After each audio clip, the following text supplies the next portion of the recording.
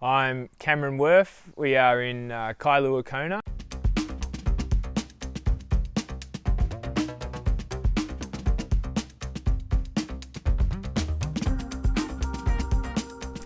The last 12 months, if I look back from Kona last year to now, obviously I was able to improve on my 2017 performance, but still not enough. The run was still letting me down, obviously, leading onto the run again and not being able to win the race.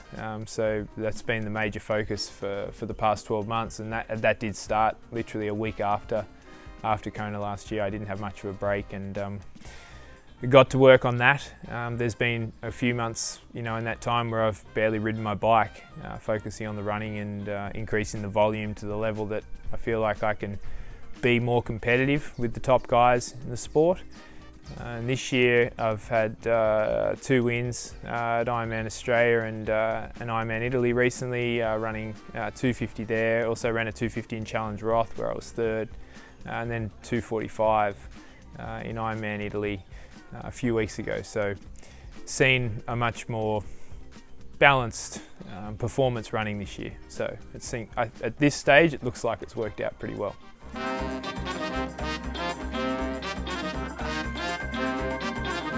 I guess compared to most triathletes or professional triathletes, I have a bit of a unorthodox group of people that I like to train with.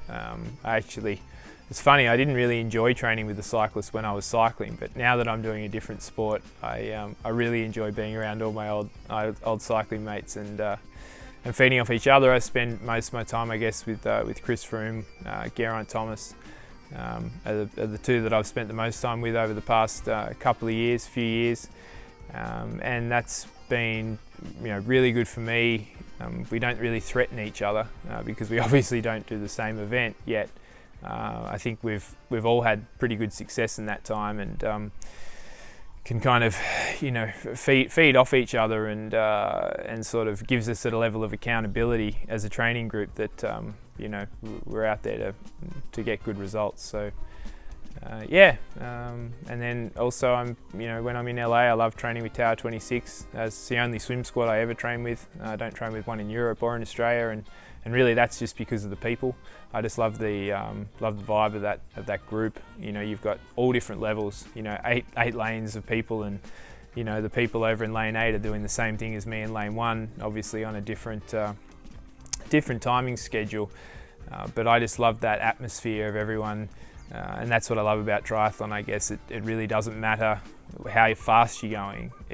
Everyone is really putting in the same amount of effort. It's all relative, and that's one of the beauties of this sport. So training in that squad is certainly something.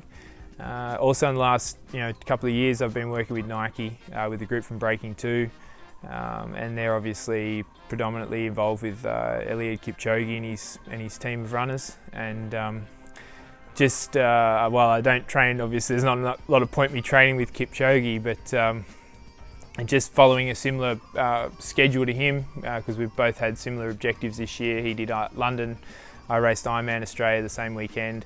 He's obviously trying to break 2 hours on the weekend. I'll be racing here in Kona, so we've actually followed a pretty similar structure.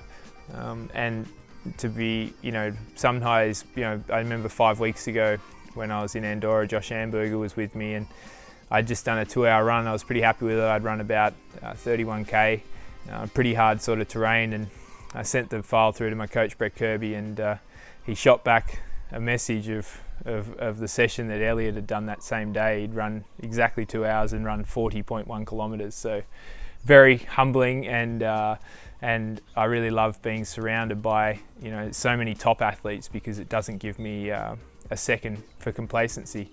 So I feel really fortunate for the group of people that I'm trained with.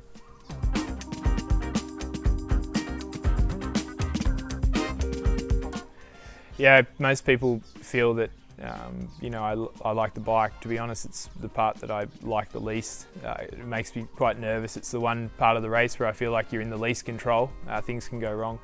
The part that I'm most excited about is the run. The swim as well. That for me is still a little bit A bit dicey. I can have a great swim, but I can also sometimes have a not so great swim. But certainly the gap between my good and bad swims are improving. But for sure, the run is where I feel that it's all on you. You know, it's just you, your two legs, your suit, and your shoes, and it's all up to you at that point. So, yeah, the last sort of 10, 15k of the bike, I'm very anxious to basically just get off it and get on my own 2 feet, to use a simple term, and get out there on the run and try and finish it off.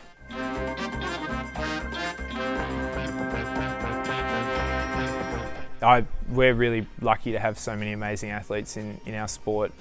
Obviously the Germans that have all won before, Lionel, such a great character, but the guy that I'm most excited about racing on Saturday, or racing with, I don't know if I'll even be able to be competitive with him, is Alistair Brownlee. I'm a huge fan of Olympic champions.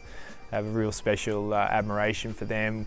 The guys that can get it right, once every 4 years, and Alistair's done it twice, and in a sport that requires you to be very good in 3 different disciplines. So I'm really excited to see what he does here. As a fan of the sport, I'm excited to see what he does, as much as I think everyone is, and yeah, it's a real honour to finally be on the start line with him.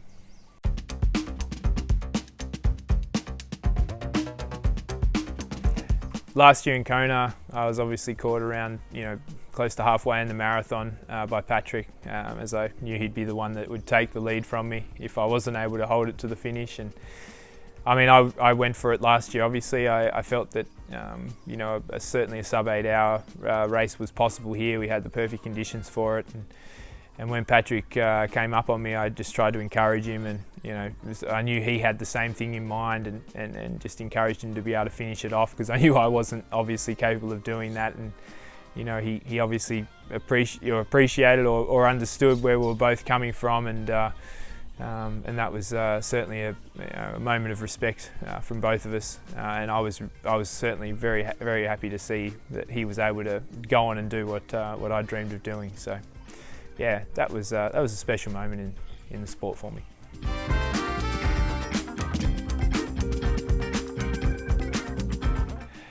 I'm not much of a fan to listen to music, but anything in the top 40, basically. I just listen to pop radio, and I love radio because I don't know what song's coming up, so we'll just put it on the top 40 in the car on the drive down, and bop along to whatever's blaring out, so yeah. You want the moves like Jagger, I've got the